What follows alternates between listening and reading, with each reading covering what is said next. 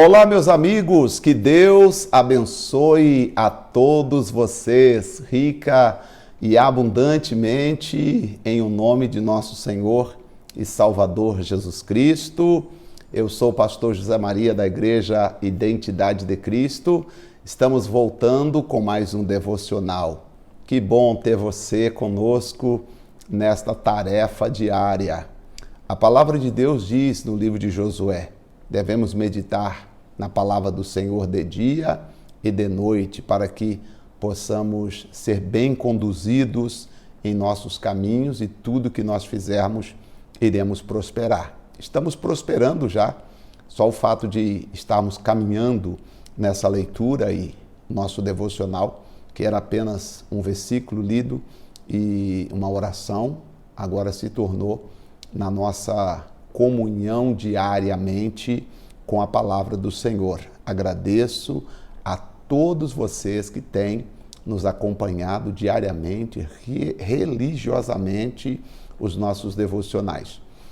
2 dias nós tivemos uma dificuldade em colocar os devocionais no horário certinho, mas já estamos resolvidos. Então, hoje, graças a Deus, já entrou às 10 da noite, horário de Brasília, e assim é o nosso objetivo. Acho até que, se você me permite, acho que eu vou mudar só um pouquinho, colocar 23 horas, horário de Brasília, eu acho que fica melhor, né? Então vamos programar para todos eles entrar às 23 horário de Brasília, e aí você já assiste, já recebe a palavra e já compartilha também com os amigos.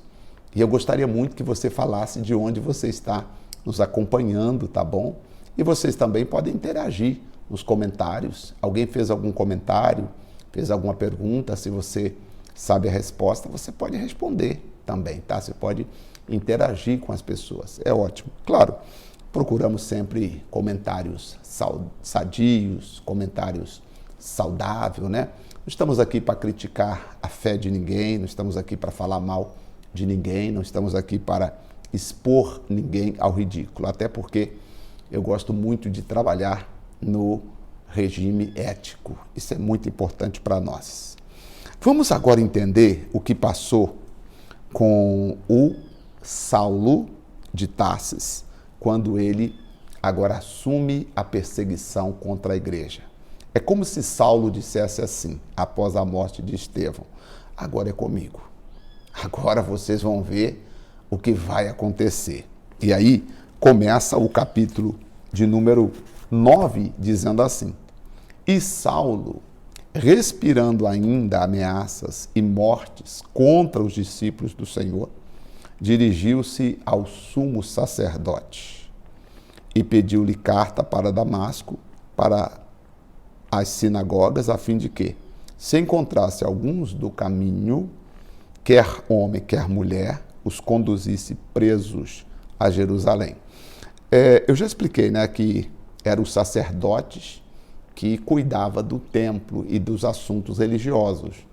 É como se, imagine um governo, imagine o presidente da República, ele institui que a igreja X ou que a religião X são os responsáveis por liderar o mundo religioso. Então, tudo teria que se submeter à autoridade sacerdotal. Então, por isso que Saulo pediu carta não para o exército, não para o rei, mas sim era a igreja ou o templo ou os religiosos, os sacerdotes, era quem detinha um poder religioso. E eles tinham, inclusive, soldados à disposição deles para prender, para castigar aqueles que entrassem em contradição com o modo deles pensar. Inclusive, os saduceus eram os mais influentes na política e também eram os mais influentes na religião. Geralmente, se você olha o contexto de quem está por trás das perseguições da igreja, você vai encontrar os fariseus, mas muito mais os saduceus fazendo frente à igreja. Então, o Saulo foi lá, pegou carta dos sumos sacerdotes e falou: agora sim, agora eu vou acabar com essa igreja, eu vou acabar com esses do caminho. Ele chamou do caminho, né? Esses do caminho, quer dizer, o caminho que eles estão seguindo. Indo no caminho, ou seja, na estrada para Damasco, aconteceu que, chegando perto de Damasco, subitamente o cercou um resplendor de luz do céu. E caindo em terra, ouviu uma voz que dizia: Saulo, Saulo, por que me persegues? Quer dizer, ele caiu por terra, né? E caindo em terra, alguém diz assim, caiu do cavalo, né? Mas, na verdade, o Saulo caiu em terra, tá? Aqui não fala de cavalo, fala que ele caiu em terra. E ele disse: quem é, Senhor? E disse o Senhor: eu sou Jesus, a quem tu persegues. Duro é para ti recalcitrar contra os aguilhões. Você está lutando contra a pessoa errada, ô Saulo. Você está tomando a direção errada. E ele, tremendo, atônito, disse: Senhor, que queres que eu faça? Disse-lhe o Senhor: levanta-te, entra na cidade e lá te será dito o que convém fazer. E os homens que iam com ele pararam espantados, ouvindo a voz, mas não vendo ninguém. E Saulo, levantando-se da terra e abrindo os olhos, não via ninguém. Ele estava cego, ficou cego. E, guiado pela mão, o conduziram até Damasco. E esteve 3 dias sem ver, e não comeu e não bebeu. E havia em Damasco um certo discípulo chamado Ananias, e disse-lhe o Senhor em visão: Ananias. E ele respondeu: eis-me aqui, Senhor. E disse-lhe o Senhor: levanta-te e vai à rua chamada direita, e pergunta em casa de Judas por um homem de Tarso, chamado Saulo, pois eis que ele está orando. E numa visão ele viu que entrava um homem chamado Ananias, e punha sobre ele a mão para que tornasse a ver. Então, ao mesmo tempo que Deus falou com Ananias, o Saulo, que estava orando, você vê que ele era religioso, né? Ele era religioso, estava fazendo ali a oração agora ao Deus que apareceu a ele no caminho. Olhos fechados, orando ali, né? E então ele tem a visão que Ananias oraria por ele. E respondeu Ananias ao Senhor e disse: há muito ouvi acerca deste homem, quantos males ele tem feito aos santos em Jerusalém. E aqui tem poder dos principais sacerdotes para prender os que invocam teu nome, Senhor. Deus. Aí o Senhor falou: Ananias, preste atenção, vai, porque este é para mim um vaso escolhido, para levar o meu nome diante dos gentios e dos reis e dos filhos de Israel. Não tenha medo não, vai lá, pode fazer o que eu estou falando, porque ele vai ser escolhido para levar o meu nome diante das pessoas. E eu lhe mostrarei o quanto deves padecer pelo meu nome.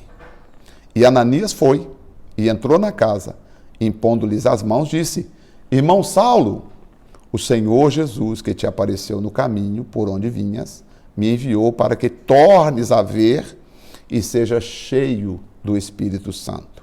E logo lhe caíram dos olhos como que umas escamas. Imediatamente recuperou a vista e, levantando-se, foi batizado. Tá? E tendo comido, ficou confortado, e esteve Saulo alguns dias com os discípulos que estavam em Damasco. Agora o Saulo já se uniu com os discípulos que estavam em Damasco. Interessante que os discípulos que estavam em Damasco não era Pedro, tá, gente? Não era Pedro. O Saulo encontrou Pedro pela primeira vez 3 anos depois. Isso aqui me abriu os olhos, porque você sabe que eu era de uma outra denominação, fiquei lá 26 anos. E quando então eu vi que não dava mais, porque a visão, a forma, a política havia entrado na igreja e obrigando a gente a ser quase que um cabo eleitoral, machucou muito, principalmente em 2017. Foi 2017, né? 2016, quando eu fiquei em Guarulhos, tive que obrigadamente fazer as campanhas eleitorais. Mas tudo bem, eu não sou, mas estou aqui, tive que fazer. Mas o coração angustiado. E falava assim, não, mas você não pode sair, porque Deus te chamou para ficar aqui. Porque assim, se você... Veja, a igreja é de Jesus, não é do fulano e nem do Beltrano. Porque, veja bem, todos nós sabemos que Pedro foi o que teve a visão quando Jesus disse assim, tu és Pedro, sobre esta pedra edificarei a minha igreja.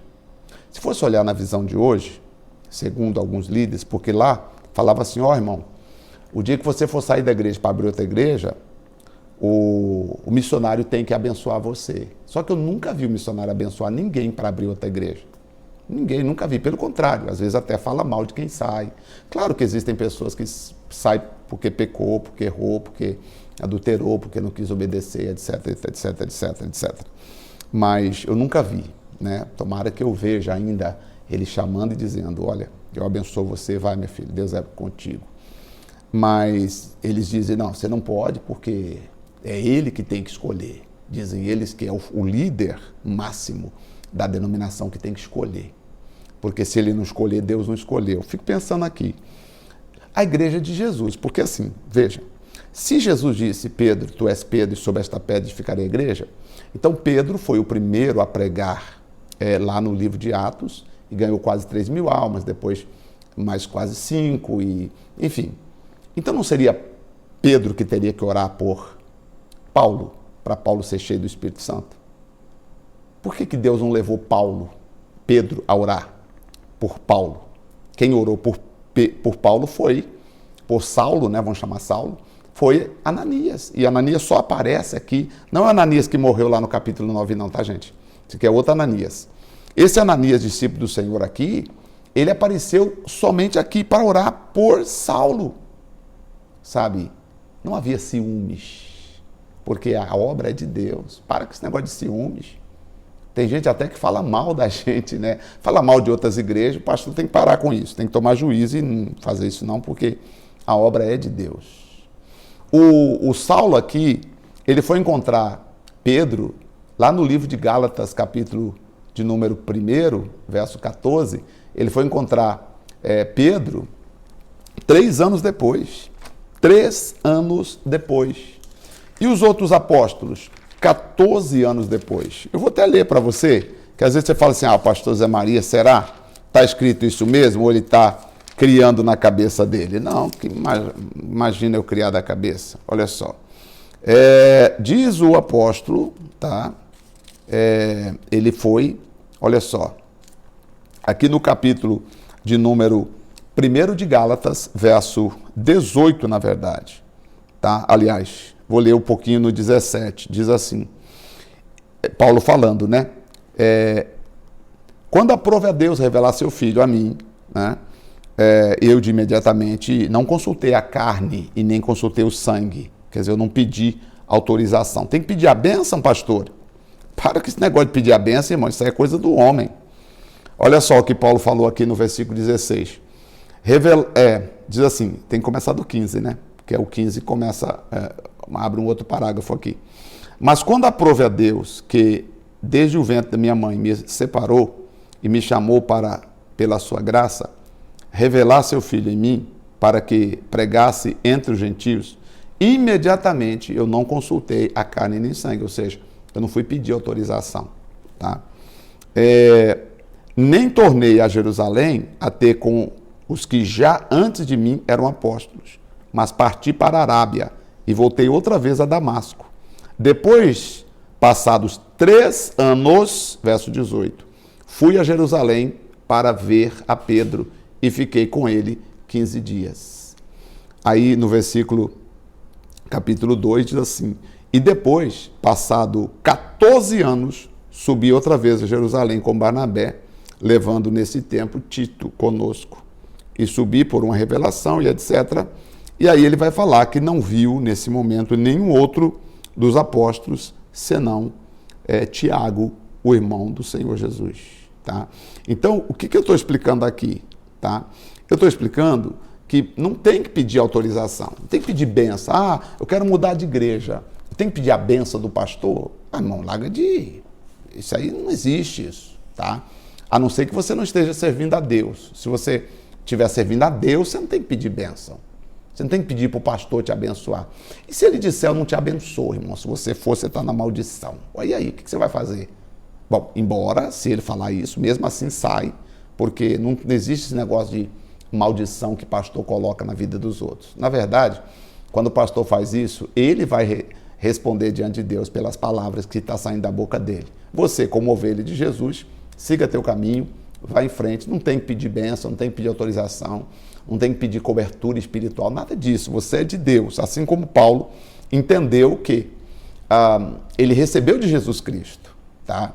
E depois, quando ele foi para Jerusalém encontrar Pedro, lá depois de 14 anos, ele até repreendeu Pedro, porque Pedro estava tendo umas atitudes lá entre os gentios que não eram agradáveis, e ele, de discriminação e etc., e Paulo repreendeu Pedro severamente. Então a nossa aliança é com Deus. Eu me sinto tranquilo, sou grato a tudo que aconteceu, o tempo que eu fiquei na outra igreja, tanto na primeira igreja onde eu me converti, em 87, como também ao tempo que eu passei na Igreja da Graça. Eu sou muito grato, tenho um grande amor e um grande respeito, um grande carinho. Apesar que muitas pessoas não têm o mesmo carinho, o mesmo respeito, acham que a gente saiu, está em desobediência. Não tem isso, irmão. Lê aqui conosco, capítulo 9. Quem está lendo está entendendo que Paulo não foi falar com Pedro e muito menos Deus mandou Pedro ungir, porque a obra é dele, é ele que faz, é ele que manda, tá?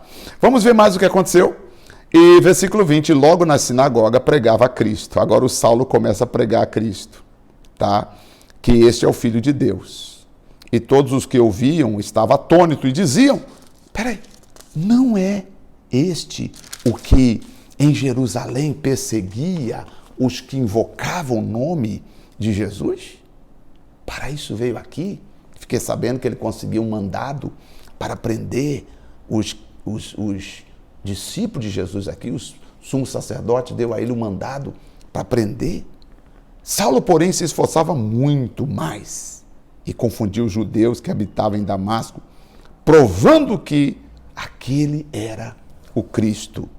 E tendo passado muitos dias, os judeus tomaram conselho entre si para quê? Para matar Paulo, porque agora o evangelho ganha o reforço de um homem chamado Paulo, né? Saulo.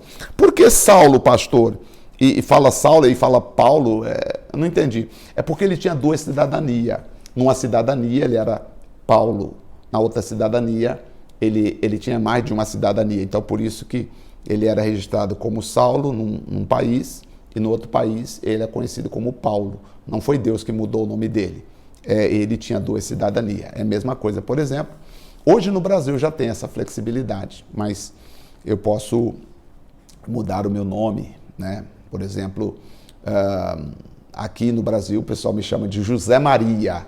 Se você chegar na África do Sul e falar assim, o pastor José Maria, nunca ouvi falar. Mas se você falar Joseph Gomes, sim, esse eu conheço e tal. Então, é por isso que era Saulo e agora a gente o chama de Paulo. Mas nós vamos ver quando é que isso tudo aconteceu, tá? Mas as suas ciladas vieram ao conhecimento de Saulo, e como eles guardavam as portas, tendo de dia como de noite, para poderem tirar-lhe a vida, eles queriam matar Saulo, porque o evangelho estava ganhando reforço, tomaram de noite os discípulos, desceram dentro de um cesto pelo muro. Aqui, ó. O Paulo saiu escoltado pelo muro. Você sabia disso?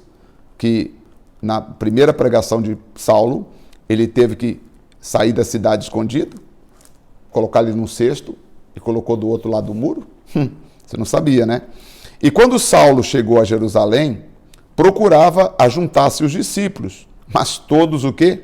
Não crendo que fosse discípulo. Esse cara está fingindo. Ele é um infiltrado. Cuidado com ele. Então Barnabé, tomando consigo, o trouxe aos apóstolos e lhes contou como no caminho ele vira o Senhor e lhe falara, e como em Damasco falara ousadamente do nome do Senhor. Então Barnabé foi e falou, não gente, de fato ele se converteu. Ele ia para Damasco, teve um encontro com Jesus, Naquele tempo não tinha WhatsApp, não tinha internet para postar e viralizar, né? Então, se tivesse hoje, viralizaria, mas naquele tempo não tinha. E andava em Jerusalém, entrando e saindo. E falava ousadamente no nome do Senhor, Jesus, falava também e disputava contra os gregos, mas eles procuravam matá-lo. Sabendo, porém, os irmãos acompanharam até Cesareia e o enviaram para Tarsus. Então vai para Tarsus, Paulo, vai para lá, fica lá. A gente o conhece como Paulo de Tarsus, né? Vamos ver o que aconteceu lá, vamos? Assim, pois, as igrejas em toda a Judéia e Galiléia e Samaria tinha paz, e eram edificados e se multiplicavam, andando no temor do Senhor e na consolação do Espírito Santo. Havia temor e havia consolação do Espírito Santo na vida da igreja naquele tempo. E aconteceu o quê? Passando Pedro por toda parte, veio também aos santos que habitavam em Lida, e achou ali um certo homem chamado Enéas, jazendo numa cama, havia 8 anos, o qual era paralítico. E disse Pedro: Enéas, Jesus Cristo te dá saúde, levanta-te e faz a tua cama. E logo o Enéas se levantou e ficou curado. E viram todos os que habitavam em Lida e Saromna, os quais se converteram ao Senhor Jesus. E havia em Jope uma discípula chamada Tabita, que traduzido quer dizer Dorcas, e essa estava cheia de boas obras, era uma mulher de Deus também, é discípula, aqui ó, primeira vez que fala discípula, interessante, né? Então tem discípulo e tem discípula. A Dorca era discípula do Senhor. E aconteceu naqueles dias que, enfermando, ela morreu e, tendo-o levado, o depositaram num quarto alto. E como Lida era perto de Jope, ouvindo os discípulos que Pedro estava ali, lhe mandaram 2 irmãos, rogando-lhe que não demorasse, mas viesse ter com eles em Jope. Levantando-se Pedro, levantando-se Pedro, foi com eles e, quando chegou, o levaram ao quarto alto. E todas as viúvas rodeavam, choravam, mostrando as túnicas e as roupas que Dorcas fizera quando estava com elas. Mas Pedro, fazendo sair todos, pôs-se de joelho, tá? E orou. E voltando-se para o corpo, disse: Tabita, levanta-te. E ela abriu os olhos. E vendo Pedro, assentou-se. A primeira pessoa que Pedro ressuscita foi Dorca. Agora Dorca está ressuscitada. Olha aí. Por isso que os invejosos ficavam querendo matá-los, porque os religiosos não conseguiam fazer milagres, conseguiam apenas enganar as pessoas. Cuidado que hoje tem pessoas que vivem para fazer coisas, meu Deus do céu. Jesus Cristo de Nazaré, tem misericórdia. E ele, dando-lhe a mão, a levantou e, chamando os santos e as viúvas, apresentaram lá viva. Eu posso imaginar que todos ficaram cheios de alegria. E isto foi notório em toda Jope, e muitos creram no Senhor Jesus Cristo. O milagre, gente, não é para promover o cidadão, o milagre é para promover a fé em Cristo. E ficou muitos dias em Jope com certo Simão Curtidor. Então, veja bem, o milagre não é para promover o pregador, misericórdia. Hoje tem pregador que se promove em cima do milagre. Eu tenho poderes especiais, quer ver? E aí ele se promove, ele faz. Não é. Gente, por favor, milagre não é para promover o pregador, é para promover a Jesus Cristo, que merece toda a honra e toda a glória. Vamos orar? Senhor, nosso Deus e nosso Pai, em nome de Jesus Cristo de Nazaré, eu te agradeço. Agradeço porque a igreja do Senhor, as pessoas pertencem ao Senhor e nós pertencemos ao Senhor. Por isso, a nossa gratidão, porque não foi com sangue de animal ou com coisas corruptíveis, como prata, ouro, que o Senhor nos redimiu, mas nós somos redimidos com o precioso sangue de um cordeiro inocente, o precioso sangue de Jesus Cristo.